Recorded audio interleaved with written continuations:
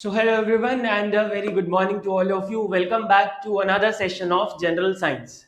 In today's session, I will bring to you MCQs from two chapters, Sound and Heat. And these are again very important chapter if I talk about the BPSC exam. And I hope आप सबको खबर मिल गई होगी that BPSC का exam is now postponed. So it will happen around in the first week of January or in the last week of December. So it is now confirmed that the exam is not going to be held on 12th दिसंबर, जो उनकी official date थी उस पर exam नहीं होगा, जो कि मैंने आपको पहले भी बताया था because of panchayat elections in Bihar 12 दिसंबर को एग्जाम नहीं हो रहा है। अभी जो एग्जाम कंट्रोलर है अमरेंद्र कुमार, उन्होंने आके खुद मीडिया के सामने न्यूज दिया है कि okay the exam is going to be conducted in the last either in the last week of December or in the first week of January. ठीक है, and before moving ahead to the session today guys, I would like to ask you a question. तो आप लोग क्या चाहते हैं कि ये सेशन इसी तरीके से चले और you guys want a 500 MCQs marathon of science जिसमें फिजिक्स केमिस्ट्री बायो तीनों के क्वेश्चंस इंक्लूड होंगे। तो कमेंट करके बताओ कि आपको किस तरीके से चाहिए सेशंस, या आपको ऐसे ही चलने दें सेशंस, या फिर you guys want a complete session of 500 MCQs of science including physics, chemistry and bio, जिसमें I will take all the previous year questions also and all the questions that can come in your exam, जिसमें हम सारे के सारे questions लेंगे और उसमें I can guarantee उन 500 क्वेश्चंस में से 330 क्वेश्चन जो आपके एग्जाम में आने हैं वो कवर अप हो जाएंगे। Okay, so let's begin with the session, and if you are coming here for the first time guys, do subscribe to the channel, and if you want to buy the courses you can visit to anujjandal.in. There you can have the courses. So let's talk about the very first question, which says what is the effect on speed of sound if the pressure in the medium through which sound is traveling is increased? अगर हम sound जिस medium में travel कर रही है उसका pressure अगर बढ़ा देते हैं तो क्या होगा उसके स्पीड में। सो हमने लास्ट क्लास में पढ़ा था कि जो स्पीड ऑफ साउंड है that is maximum in solids, speed of sound is maximum in solids and it is minimum in gases. ठीक है, ऐसा हमने पढ़ा था पिछली क्लास में, ये मैंने आपको बताया था। Now talking about the effect of pressure, so remember if I increase or decrease the pressure of the medium then there will be no effect on the speed of sound. Speed of sound के ऊपर कोई effect नहीं पड़ेगा। ठीक है, तो इसका मतलब क्या हुआ, प्रेशर का कोई इफेक्ट नहीं होता, number one. Number two, what if I increase the temperature? So on increasing the temperature, अगर हम टेम्परेचर को बढ़ा देंगे then definitely the speed of sound will increase. Speed of sound क्या होगी, बढ़ जाएगी। Y?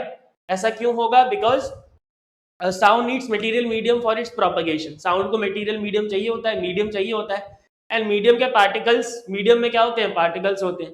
So if I increase the temperature, if the temperature of the medium is increased तो क्या होगा, पार्टिकल्स की मूवमेंट तेज हो जाएगी और जो वेव का डिस्टर्बेंस है वो भी तेज हो जाएगा, because sound is a wave, उसका डिस्टर्बेंस तेज हो जाएगा, देन डेफिनेटली साउंड तेजी से ट्रैवल करेगी। ठीक है, and number three, also remember that the speed of sound is more in humid air. अगर स्पीड ऑफ साउंड को हम कंपेयर करते हैं ह्यूमिड एयर में और ड्राई एयर में, तो ह्यूमिड एयर में जो स्पीड ऑफ साउंड होगी वो ज्यादा होगी, ड्राई एयर में कम होगी। Alright, so therefore the correct answer will be what? Option C, no effect. So if I increase the pressure or decrease the pressure there will be no effect on the speed of sound. Question 2, when sound goes from one medium to another which of the following remains the same? जब sound एक medium से दूसरे medium में जा रही है, जब sound एक मीडियम से दूसरे मीडियम में जा रही है तो क्या सेम रहता है इनमें से? सो आई होप आपको ये फॉर्मूला पता होगा।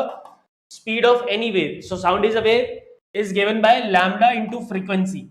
ठीक है, सो जब स्पीड ऑफ साउंड मीडियम पे डिपेंड कर रही है तो definitely when the sound is going from one medium to another its speed will change, और अगर स्पीड चेंज होगा तो इन दोनों में से कोई एक तो चेंज होना ही चाहिए। ठीक है, इन दोनों में से कोई एक चेंज होगा ना, वो फ्रीक्वेंसी होगी या वेवलेंथ होगा, ये देखने वाली बात है। सी, तो formula is what, lambda upon time. ठीक है, लैम्डा मतलब क्या होता है, wavelength, and T is the time taken.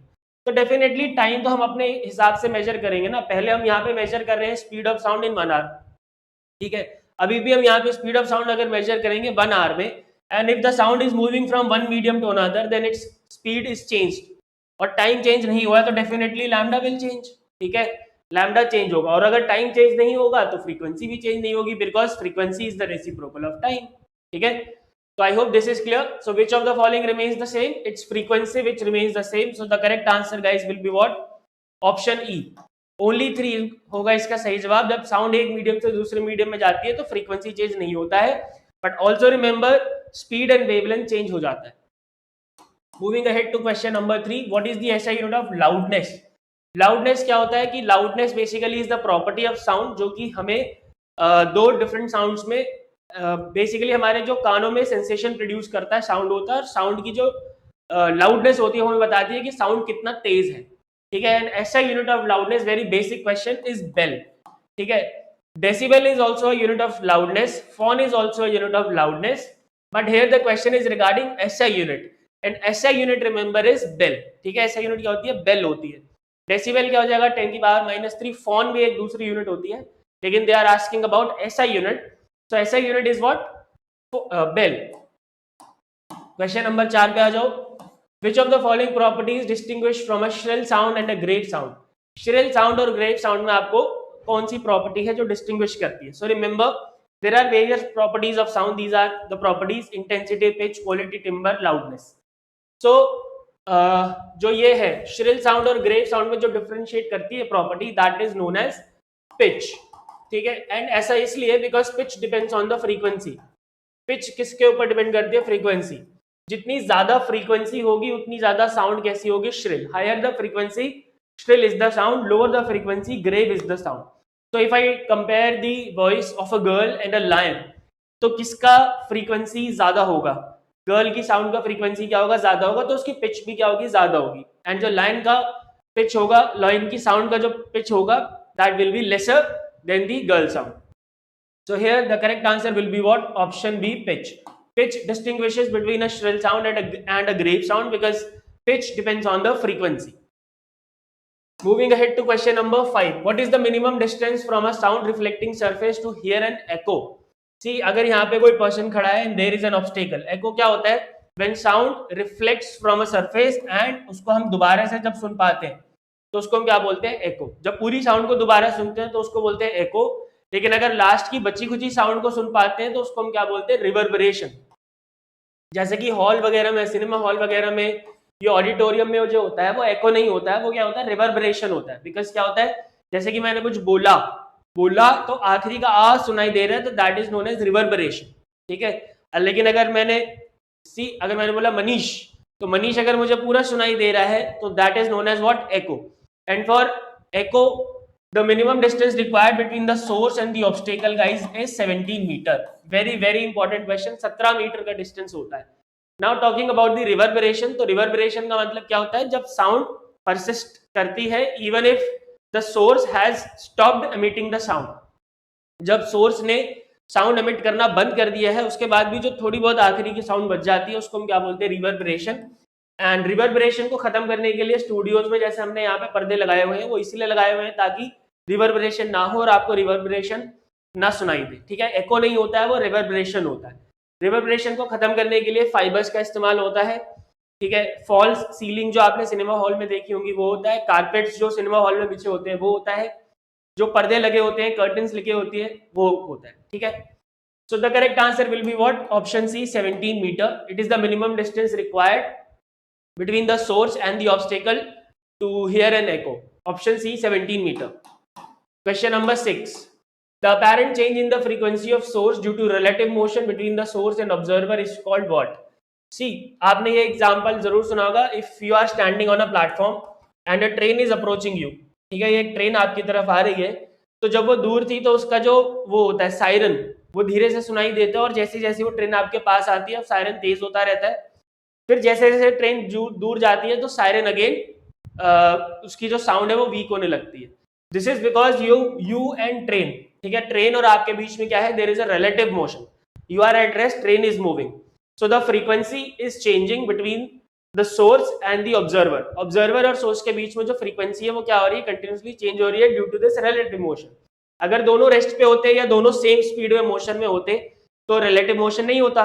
तो क्या होता? आपको ट्रेन की फ्रीक्वेंसी, फॉर एग्जाम्पल अगर मैं किसी पर्सन की बात करता हूँ जो कि ट्रेन में बैठा हुआ है, तो उसके लिए वो जो सायरन है वो इक्वली सुनाई देगा. जितना उसको शुरू में सुनाई देगा उतना उसको लास्ट में भी सुनाई देगा. ठीक है. But for a person standing on the platform, if the train passes, तो उसको पहले फ्रीक्वेंसी, जो साउंड की फ्रीक्वेंसी होगी वो कम सुनाई देगी. जैसे जैसे ट्रेन अप्रोच करेगी उसको साउंड की फ्रीक्वेंसी बढ़ेगी, और फिर जब दूर जाएगी तो साउंड की फ्रीक्वेंसी कम होने लगेगी. This effect guys is known as Doppler effect. Option D, Doppler's effect. And similar effect can be observed in the case of light waves. And in that case also, we called it as Doppler's effect. उसमें भी हम उसको क्या बोलते हैं? Doppler's effect ही बोलते हैं. तो ऑप्शन डी इसका सही जवाब है. Question number 7. How many joules are there in 1 calorie? So before moving ahead to this question, let's talk about heat. तो heat क्या होती है basically? Heat is a form of energy which produces in us sensation of warmth, जो कि हमारे अंदर sensation of warmth produce करता है. ठीक है? Heat basically it is a form of energy. So if it is a form of energy, then definitely SI unit of energy will heat will be what? Joule, because energy की SI unit joule होती है. But do remember the CGS unit of heat also, that's calorie. CGS unit जो होता है heat का, that is what? Calorie. And there is a relationship between joule and calorie जो कि कई बार एग्जाम में पूछा गया है. 1 joule is equals to 4.186 calories. ठीक है, very very important relation. And this is the question. So the correct answer will be what? Option A, 4.186 joule. Sorry, 1 calorie is equals to 4.186 joule. उल्टा हो गया था. 1 calorie is equals to 4.186 joule. Option A is the correct answer. What is the boiling point of water in Reaumur scale? So there are 4 important temperature scales that we have to discuss. Number 1 is the Celsius scale. In Celsius scale, what is the freezing point of water? That's 0 degree Celsius. And what is the boiling point? 100 degree Celsius. In Fahrenheit scale, what is the freezing point of water? 32 degree Fahrenheit. And what is the boiling point? 212 degree Fahrenheit. In Kelvin scale, the freezing point is 273 Kelvin, while the boiling point is 373 Kelvins. ठीक है? While in Reaumur scale, one more scale is there. Reaumur scale में it is 0R and the boiling point is 80R. Okay. So do remember the boiling point and the freezing point in all the 4 temperature scales. That's very very important. And therefore the correct answer will be what? Option E, 80R, because the question is regarding the Reaumur scale. Alright. So I hope this is clear. And temperature basically is the measure of degree. It is measure of hotness and coldness. ठीक है? Temperature क्या होता है? Hotness और coldness का measurement होता है. Question number 9. Which of the following relationships is correct among coefficient of linear expansion, superficial expansion and cubical expansion? Now what are these 3 terms? First we have to discuss this. See, whenever we provide heat to a solid object, जब भी हम किसी solid object को heat provide कराते हैं, तो of course its particle, जो उसके particle का temperature होगा वो बढ़ेगा. The temperature of the particle will be increased and definitely they try to move out of the atoms. ठीक है, तो जिसकी वजह से जो वो सॉलिड है वो क्या होने लगता है? एक्सपैंड होने लगता है. ठीक है, जैसे आपने देखा होगा कि जो रेलवे ट्रैक्स होते हैं गर्मियों में वो थोड़े बहुत एक्सपैंड हो जाते हैं, जिसकी वजह से उनके बीच में क्रैक्स दिए हुए होते हैं. ठीक है, अगर जैसे रेलवे जो फ्लाईओवर होता है, फ्लाईओवर के बीच में भी ये जॉइंट्स लगे हुए होते हैं. जॉइंट्स इसलिए लगे होते हैं क्योंकि ये जो अगर एक्सपैंड होएगा तो ये जॉइंट इसको क्या होते हैं? टूटने से बचाते हैं, अदरवाइज ये टूट सकता है फ्लाईओवर. ठीक है, तो बेसिकली क्या होता है, जब हम हीट प्रोवाइड कराते हैं तो सॉलिड एक्सपैंड होता है. नाउ सॉलिड 3 तरीके से एक्सपैंड हो सकता है. पहला तो उसकी लेंथ इंक्रीज हो सकती है. ठीक है, ऑफ कोर्स अगर एक कोई 3D सॉलिड हम ले लें, ये क्यूब ले लें, तो जब हम इसको गर्म करेंगे तो its length will be expanded, इसका लेंथ एक्सपैंड होगा.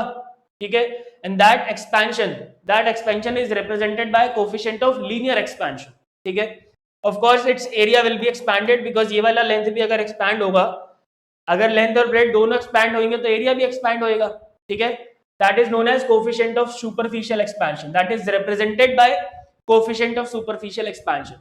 लेकिन अगर अब मान लो अब इसका जो हाइट है, जो इसका हाइट होगा, ये हाइट होगा वैसे ही और ये ब्रेड्थ होगा, जब इसका हाइट चेंज होगा तो डेफिनेटली LBH वॉल्यूम होता है, तो वॉल्यूम भी इसका चेंज होगा. ठीक है, so in that case that volumetric expansion is represented by coefficient of cubical expansion, and linear expansion is given by alpha, superficial expansion is given by beta, and cubical expansion is given by gamma, and the relation between these two is 1:2:3. very very important question, कई बार exam में पूछा जा चुका है. So option D will be the correct answer, alpha ratio beta ratio gamma 1:2:3.